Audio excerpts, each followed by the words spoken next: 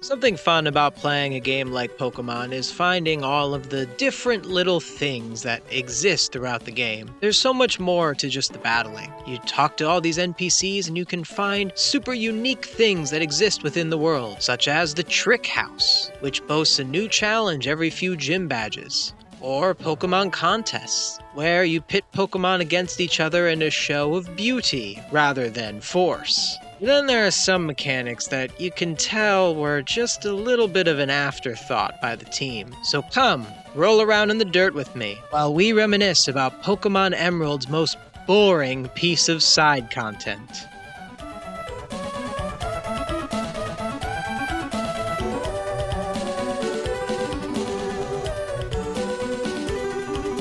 Are you enjoying the Game Cubicle?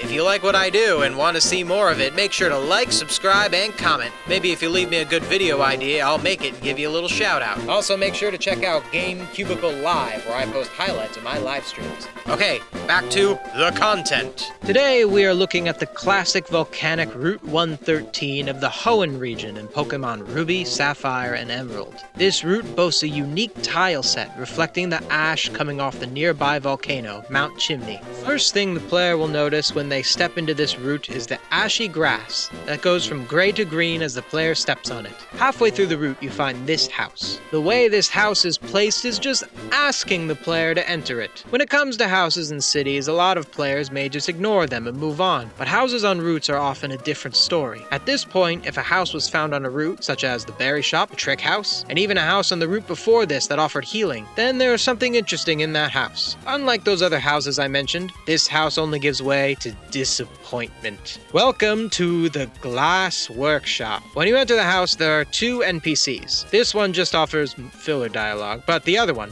this guy, is the Glass Maker, and he gives you a very special item, a sack, a Soot Sack.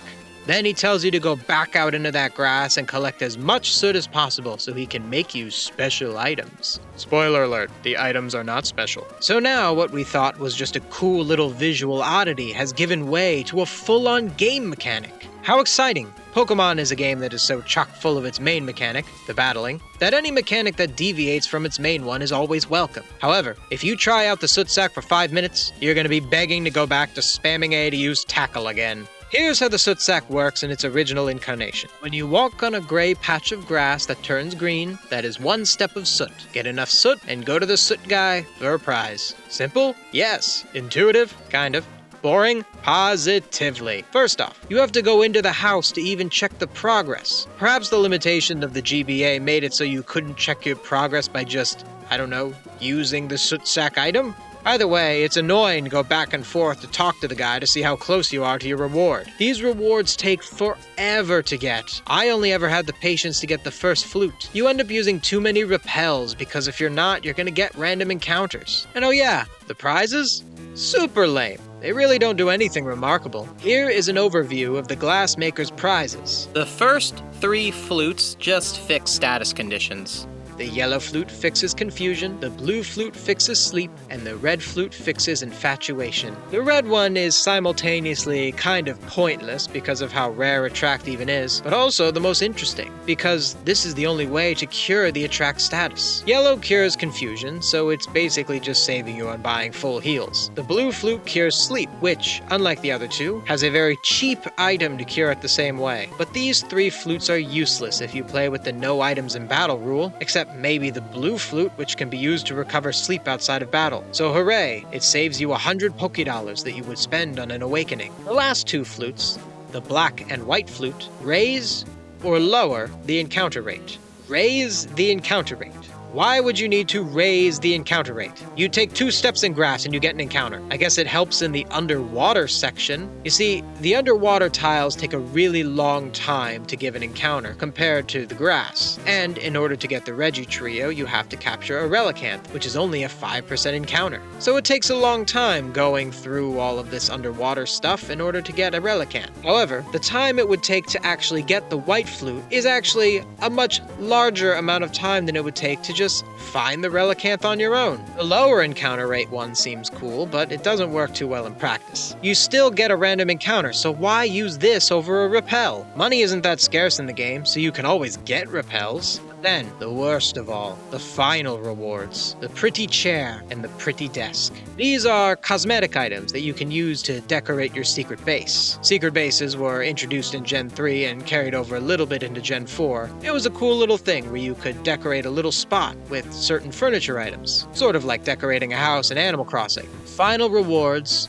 are the pretty chair and the pretty desk. Not the most interesting of items you could get in your secret base. There are Pokemon dolls that are pretty interesting, but you can't get any of them here. The problem with these rewards is not what they are, it's what it takes to get them. The pretty chair requires 6,000 steps, and the pretty desk requires 8,000 steps. Keep in mind that every single grass tile on this route adds up to 270, so you would have to walk through every grass tile 52 times in order to get these two rewards together. You would probably have to use around 100 max repels in order to do this. If anyone would like to calculate how many hours this would take, then be my guest. Again, I only have the patience to get the blue flute. So, how could this mechanic be made better? To be honest, it's fundamentally kind of a boring mechanic because it relies on repetitive walking back and forth. This is not conducive to bringing the player fun gameplay compared to, say, the bug catching contest in Johto, where players get to select one Pokemon, strategize which Pokemon to catch, and then walk away with not only an item reward, but the Pokemon itself.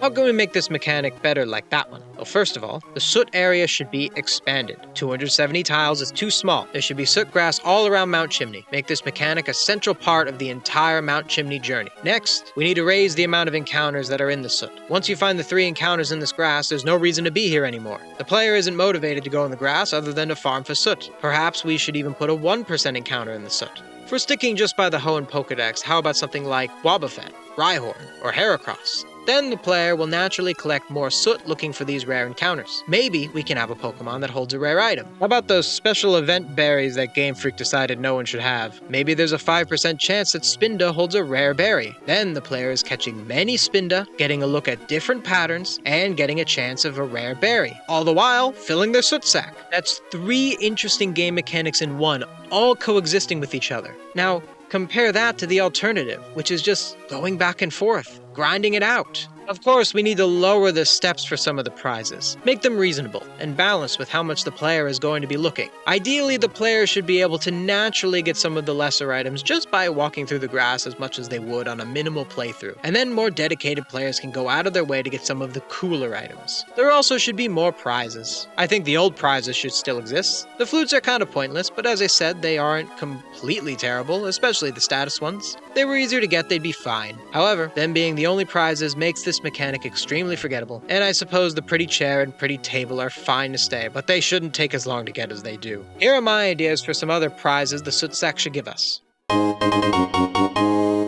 Functionally the same as a super repel, but made from soot instead of bought in a store. Basically, the glass repellent should cost less soot to make than is gained from using it. This should exist to give the mechanic a sort of self-sustaining aspect to it. You have to use lots of repels to get soot, so maybe use some of that soot to get some repels. Because we need more Pokeballs, and how cool would it be if you could get a Pokeball from this quest? I feel this would make it much more meaningful of a quest, because you could use this ball on a Pokemon, and then remember this part of the game every time you use that team member. The glass ball could work better on Fire-type Pokemon, because the heat binds the ball together, but it would work worse on Rock and Steel-type Pokemon. All the other Pokemon, it's a normal Pokeball. Sort of like a nugget type item that just sells for a decent amount. This allows the player to use soot to farm money. The glass maker should also be a move tutor. What moves should he tutor? Spikes and toxic spikes. For a certain amount of soot, the glass master will teach spikes or toxic spikes to Pokemon who can learn it. This has great synergy with the Pokemon Skarmory, which happens to be a rare encounter on this very route. The glass master can teach the moves to Skarmory far before it would learn it by level up. Your time is valuable. And yes, I understand you want to use it playing Pokemon games. I do too. But when you play these games, understand that sometimes the developers will put things in that pad out the gameplay time. Video game developers have been doing this since the very beginning. It's the reason that in NES games, when you lose all your lives, you go back to the beginning of the game. Developers want you to put more time into the game, because then you feel like you got your money's worth. Most of the time, developers will just make a lot of good content. give you a lot of things to look for in the world. But every so often, either because of game dev crunch or just pure laziness, we get this garbage. And as a responsible player, I want you to notice when your time is being wasted and take the precautions to make sure that your time is spent best. Do what I did. I used a Game Shark. I recognized, even as a kid, that this was not worth my time, and I used the appropriate cheating device to move past this quest for me. When the developers are trying to cheat you out of your time, is it really wrong for you to cheat them? And those are my thoughts. What do you think of this Soot Sack quest? Do you think I was too harsh on it? How would you have improved the mechanic? If you like my content and want to see more of it, make sure to leave a like, subscribe, and comment. It really helps with the algorithm recommending my videos. Also, make sure to check out Game Cubicle Live, where I post highlights of my live streams. Thank you so much for watching. See you next time.